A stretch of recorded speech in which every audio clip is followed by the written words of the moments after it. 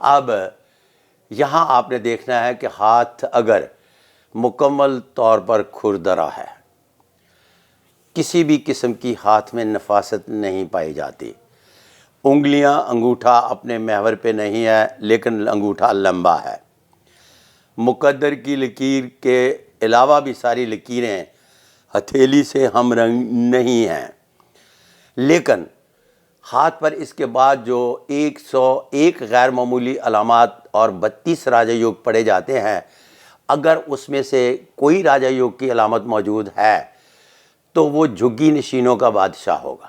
اچھا ملک صاحب، ہاتھ کی لکیریں بڑی ضروری ہوتی ہیں، جن کے ہاتھ نہیں ہوتے ایک یہ مت بھی ہے کہ ان کی قسمت کہاں ہوتی ہے، لیکن یہ جو لکیریں ہیں یہ کتنی ضروری ہیں انسانی زندگی کے لیے؟ آپ کے 2 سوال ایک سوال میں۔ پہلی تو بات یہ ہے کہ جن کے ہاتھ نہیں ہوتے ان کے پاؤں کی لکیروں سے پڑھا جا سکتا ہے کہ ان کی قسمت کیا کہتی ہے۔ ماں سوائے انگوٹھے کے تمام کی تمام لکیریں اسی طرح سے پاؤں میں پائی جاتی ہیں جس طرح سے ہم ہاتھوں پر دیکھتے ہیں۔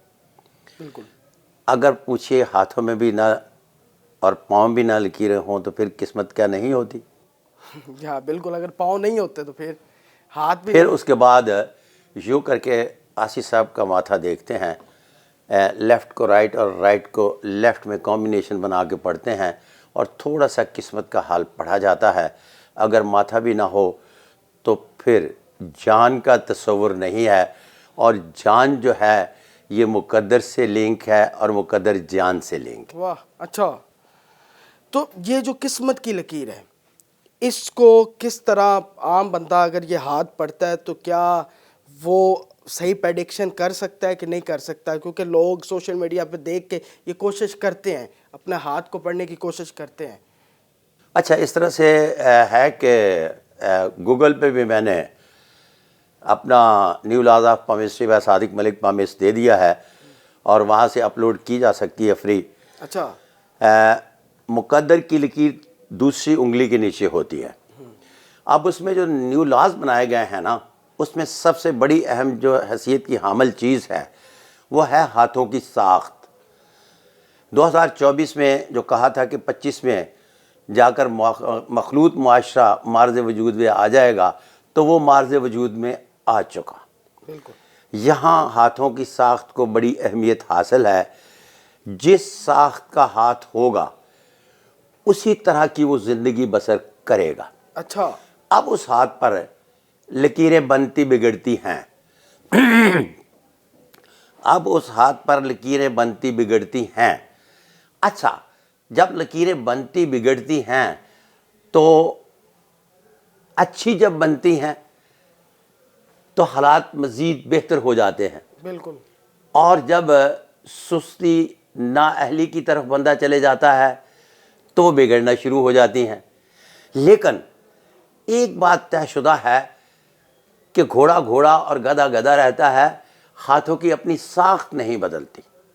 مثال کے طور پر کسی بھی شخص کا ہاتھ اگر مڈل سے نہیں، اپر مڈل کلاس اور آفیسر کلاس کے ان بٹوین آ جائے تو اس کے پاس 2 4 5 کروڑ روپیہ آج کے دور کا جب آ جاتا ہے تو وہ پڑوسیوں کا گھر 10 فٹ کی گلی میں خریدے گا، کبھی گیٹڈ کمیونٹی میں نہیں جائے گا۔ یہی ہاتھ اگر ایڈمنسٹریٹو کلاس کا ہے تو یہ ایڈمنسٹریٹو کلاس کے لوگ جو ہیں ان کے پاس 20 کروڑ آ جائے،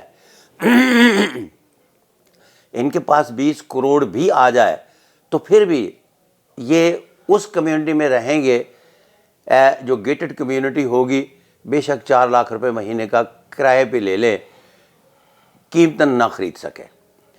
تو یہ بنیادی طور پر ہاتھوں کی ساخت جو ہے نا یہ بڑی اہمیت کی حامل ہے اور پوری زندگی اسی کے ارد گرد گھومتی ہے، واللہ عالم بالصواب۔ اچھا، یہ ہاتھوں کی ساخت کس طرح کی ہو تو اس کی زندگی اس طرح کی ہوگی، یہ بھی بتا دیں، یعنی کہ شیپ آپ کہہ رہے ہیں نا کہ شیپ اس طرح ہو۔ ہاتھ 7 طرح کے ہوتے ہیں: lower middle class, upper middle class, پھر اس کے بعد آفیسر کلاس، ایڈمنسٹریشن کلاس، پھر VIP اور سٹار لائف۔ اب یہاں آپ نے دیکھنا ہے کہ ہاتھ اگر مکمل طور پر کھردرا ہے، کسی بھی قسم کی ہاتھ میں نفاست نہیں پائی جاتی. انگلیاں انگوٹھا اپنے محور پہ نہیں ہے لیکن انگوٹھا لمبا ہے. مقدر کی لکیر کے علاوہ بھی ساری لکیریں ہتھیلی سے ہم رنگ نہیں ہیں، لیکن ہاتھ پر اس کے بعد جو 101 غیر معمولی علامات اور 32 راجہ یوگ پڑے جاتے ہیں، اگر اس میں سے کوئی راجہ یوگ کی علامت موجود ہے تو وہ جھگی نشینوں کا بادشاہ ہوگا. ٹھیک ہے. اب وہ جھگی نشینوں کا بادشاہ جو ہے رہے گا جھگی میں، پہنے گا بوسکی کا سوٹ، موٹر سائیکل خریدے گا لیکن اس پہ چمڑے کی ٹینکی ضرور چڑھائے گا. پیسے آ جانے کے باوجود بھی وہ کبھی محلے میں شفٹ نہیں ہوگا، جھگی سے باہر نہیں نکلے گا.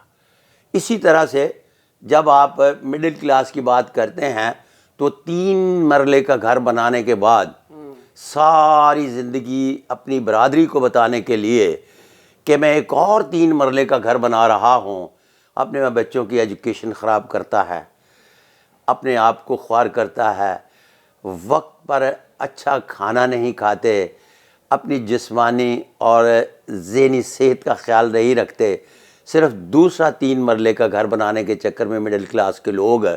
لیکن اب یہ نہیں ہوگا. 2025 کا جو سورج نکل رہا ہے، یہاں مخلوط معاشرہ معرض وجود میں آ چکا. 24 میں کی گئی پیش گوئی کے مطابق 80% جو باقاعدگی سے مڈل کلاس ہے ختم ہو چکی. اب آپ کو جو 20% مڈل کلاس ہے اس میں سے بھی 10% 25 میں ختم ہوتی ہوئی دکھائی دیتی ہے.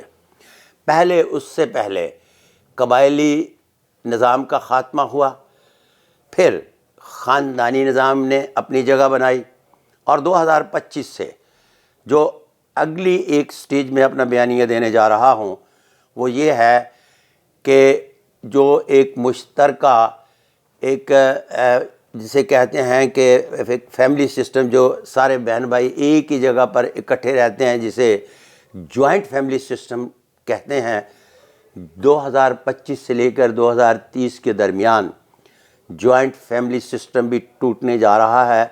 اور ہر آدمی اپنی ذات میں اس طرح سے ماضی سے مستقبل بہتر اس لیے بناتا چلا جائے گا کہ پہلے وہ جوائنٹ فیملی سسٹم میں رہ کر دوسروں کے لیے تکلیف دہ بنا ہوا تھا، اب وہ اکیلا رہنے کے باوجود بھی دوسروں کے لیے مسائل پیدا نہیں کرے گا. اچھا. وہ کمائے گا، کھائے گا، وہ رواج چلا جائے گا، اور بلکہ چلا جا رہا ہے، اور 80% چلا گیا ہے کہ ایک بابا کمائے اور 10 بچے کھائیں. تو یہ زندگی میں 2025 میں ایک نیا جو میں اپنا بیانیہ دے رہا ہوں، یہ آپ کے چینل سے پہلی بار لانچ کر رہا ہوں نیا بیانیہ. اس کے بعد جس چینل پہ بھی جائے گا واللہ اعلم بالصواب.